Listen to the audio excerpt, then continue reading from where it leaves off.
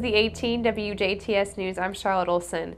Huntingburg City Hall is looking to make several improvements, mainly to the issue of security. After a recent active shooter drill, the city sought a consultant to access the current security issues the city might still have. Among those possible improvements is changes to the front entrance by moving the second set of doors past the utility and clerk treasurer windows and enforcement of other entryways and windows. The improvements were brought to the council at last night's City Hall Council by Mayor Denny Spinner, who was looking for permission to seek out quotes. The quotes that are being asked for will feature alternative options for the city. The council moved forward on the request. In additional council business, a request came from a Synergy real estate partner for a change to the covenant for the property at 511 East 4th Street. The three-story structure across from City Hall had a covenant placed on it in '97 due to concern by local residents that the property might become a boarding house. This restricts improvements to the property from developing residential space.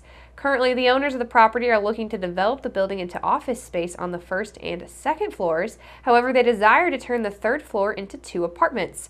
Currently, the building is zoned B1D, which allows residential dwellings above commercial property. The same zoning exists for several businesses up and down 4th Street. However, it prevents the building from that possibility if owners are not looking to expand in the physical building, nor are they interested in turning the building into a residential building, only to supplement the space for offices with 1 to 2 apartments on the top floor.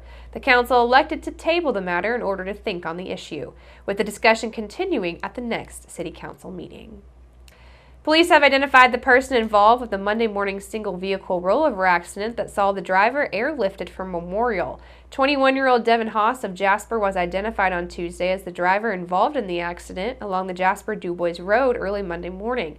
The Du Bois County Sheriff's Department says that after arriving at the scene, they located Haas's 2015 Dodge Challenger in a cornfield. Through an investigation, county deputies say that the Dodge was traveling southbound approaching a curve and that the tire marks indicated the car, for an unknown reason, drove off the right side of the road. After leaving the roadway, the Charger struck an embankment, resulting in the car becoming airborne, then flipping end over end several times before coming to rest. County Sheriff officers said that the Charger traveled 430 feet from the time it left the roadway to its final resting stop. It is believed that Haas was unrestrained and thrown from the vehicle. Haas was located south of the vehicle in the cornfield, somewhat responsive when first responders arrived on the scene, and had suffered apparent internal and head injuries. Haas was initially transported to Memorial Hospital and later transferred to St. Vincent Hospital by air transport for his injuries. During the investigation, deputies said that they believe unsafe speed was the contributing factor in the crash, and assisting the Du Bois County Sheriff's Department were the Du Bois Volunteer Fire Department, Memorial Hospital Emergency Medical Services, and also Ubelor & Sons Wrecker. Once again, the annual State of the City was held at VU Jasper yesterday afternoon as city officials, citizens, and business leaders gathered to hear on the achievements and also progress that local governing bodies have made in the past year. Speaking at this year's address was Nick Hostetter, president of the Du Bois County Commission, who noted how important it is for the public to stay informed and looks forward to feedback on how the county is doing in all areas. Hostetter took the time to commend the work being done for the launch of a new county website before introducing the day's speakers. Jerry Hunefeld, president of the Du Bois County Council, was up next as he focused on 3 major points of progress that the council will be looking at in the upcoming year. The first point that he covered was the completed wage study that the council has been overseeing for the past 2 years. He said that during the March 19th meeting coming up, the council will address the study and its findings along with the possible implementations it could have. Hunefeld then discussed the recent committee organized to study the penal system in the county. A brief study was conducted by the National Instructor of Corrections following the results of that study, and it was recommended by the Institute that the county form a committee to combat many of the issues facing the jail and other aspects of rehabilitation. Finally, in his address with a brief summary of the ongoing development of the Mid-State Corridor project the council has been involved with. And it was followed by Greater Jasper Superintendent Dr. Tracy Lorai, who provided the audience with a comprehensive look at statistics for the corporation. Dr. Lorai highlighted school enrollment numbers, noting that attendance maintains at 97%, and as February this year, enrollment was at 3,139. She noted that one of the areas the school has been focusing on is changing in student demographics, as the school is seeing about a 6% of its student base as English language learners, with incorporating Hispanic culture. She also spent time covering the corporation's efforts with introducing a wide variety of advanced placement courses to students, along with a large selection of career and technical education programs the school is offering through their building and partnering school districts. Superintendent Lori noted that the new Jasper Elementary School currently in the works should be completed by August of 2020. Finally, Jasper Mayor Terry Seitz addressed the group with an overview of the past year as he highlighted 17 notable happenings of 2017. As always, Seitz was very proud of the city and the accomplishments that are being made as a result of continued teamwork among governing bodies. Seitz' presentation to the audience included basic facts that have huge impacts on the city, and some of the information covered included the amount of gallons of water processed by the Jasper Water Department, which for the past year was over 576 million gallons. He took time to highlight the 13,000 calls for service the Jasper Police Department responded to during 2017 and noted how impressive it was that the city's utility department boasted over $42 million in total sales of municipal utilities, with only $6,500 of that being written off as bad debt. Seitz concluded the state of the city with kind words for his passing friend and the city's heartache over the sudden loss of Jasper Chief of Police Michael Bennett. Chief Bennett had been appointed by Mayor Seitz in 2012, but his time was cut short as he passed away in August of 2017.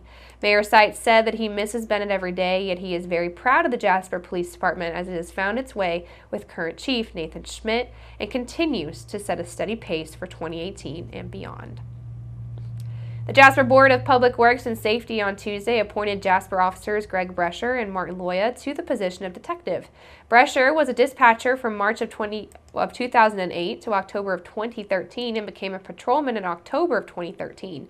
He graduated from Vincennes University with an associate's degree in conservation law in 2005 and then graduated from the Indiana Law Enforcement Academy with honors in 2014. Brescher will serve as general detective, and Brescher is on the Jasper Police Department Bike Patrol, Emergency Response Team Field Training Officer, and is also certified car seat technician. In addition to his duties with the department, he is a member of the FOP, Ireland Lions Club, Ireland KFC, Ireland Historical, and the Ireland Historical Society.